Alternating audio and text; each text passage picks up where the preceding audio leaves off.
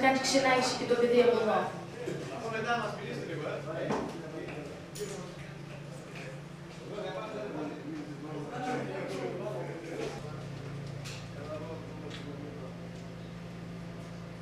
Πάθαμε κοινωνικές ζημιές.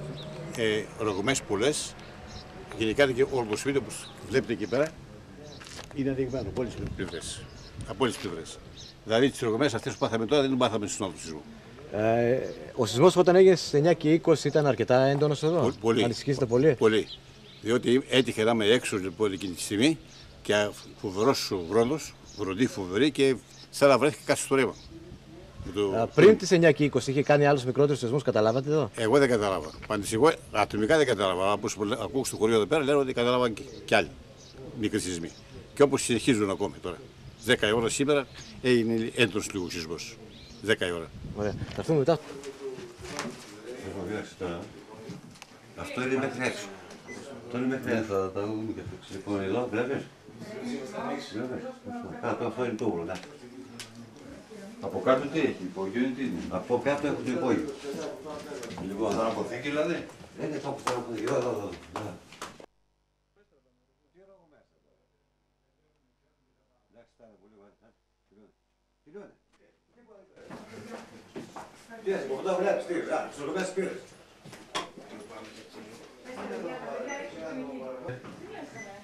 Βέβαια, θα μπορέσουμε μετά να σας μιλήσουμε.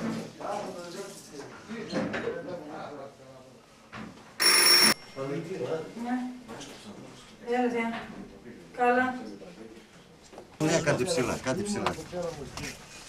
Το θέμα είναι ότι κούλησε τότε γεράκι τώρα με το δεύτερο κούλημα τώρα την πάτησε εγώ, κατάλαβες.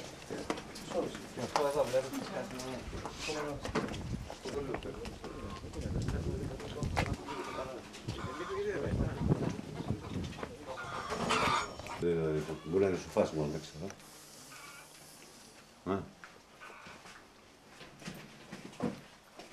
Πολλά, πολλά.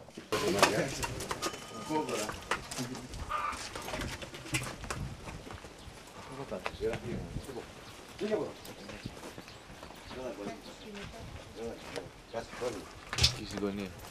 Κοιτάξτε έγινε. Τώρα εδώ δεν ξέρω τι έγινε εδώ το σπίτι με αυτό. Αυτό τώρα έγινε. Δεν ξέρω αν είναι το μύτο, δεν ξέρω.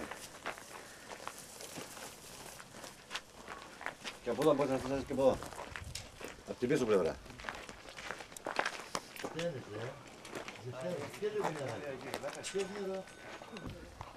Αυτή είναι η γουλιά Φευγάτη. Τώρα αυτό δεν είναι κολόνα. Όχι, αυτό είναι το κόμμα. Είναι από εκεί και από εκεί. Αυτό το είπα, δεν το είπα. Αυτό το είπα. Δηλαδή, άμα θα γίνεις σεισμός απόψε με εγκρίνεις... Αν γίνει κανένα σεισμός μπορεί να πέσουν όλα. Αλλά δηλαδή είναι σαν τις συνήθεις βλάβες στο σεισμό. Δεν πάθανε μια ούτε κολόνες, τώρα που έκανε σεισμό. Από περπατάει. Θέλεις αργότερα θα το επισκευάσεις, θα βγάλεις το σοβά, θα φανεί και η κολόνη. Γιατί άμα πιάσω το σφυρακτό θα δείξει τώρα.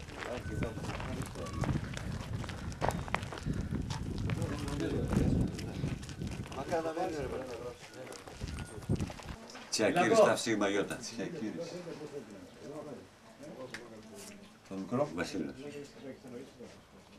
Επισκεφτόμαστε για δεύτερη φορά από το πρωί τον Ασπρόκαμπο και τα άλλα γεωγραφικά διαμερίσματα και του Δήμου Ηρακλειωτών.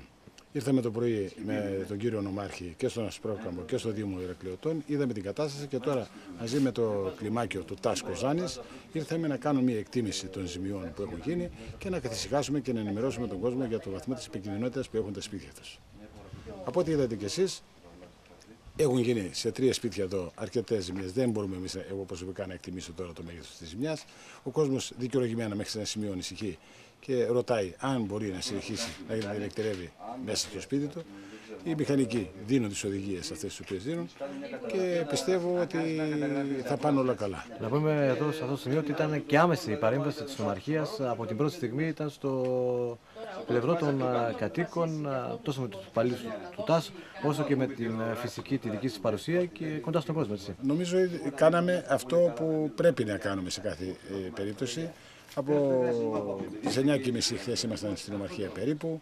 Επισκέφθηκε ο Νομάρχης, εγώ ήμουν στην Ομαρχία και κάποιοι έπρεπε να μείνουν στην Ομαρχία. Επισκέφθηκε τη νύχτα το Δήμο Βενζίου, γιατί από εκεί είχαμε τις πληροφορίες ότι ήταν η αιστεία πάλι του σεισμού όπως ήταν και το 1995.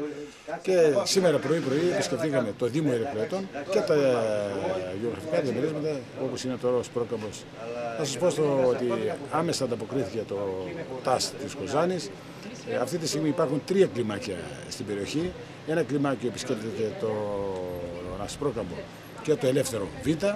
Και τα 2 άλλα κλιμάκια πήγαν στο Δήμο Ηρακλειωτών, γιατί εκεί δεν ήταν, ίσως τα συμπτώματα ήταν πιο εμφανή σε αντίθεση με το Δήμο Βενζίου, όπου τα σπίτια ήταν πιο καινούργια.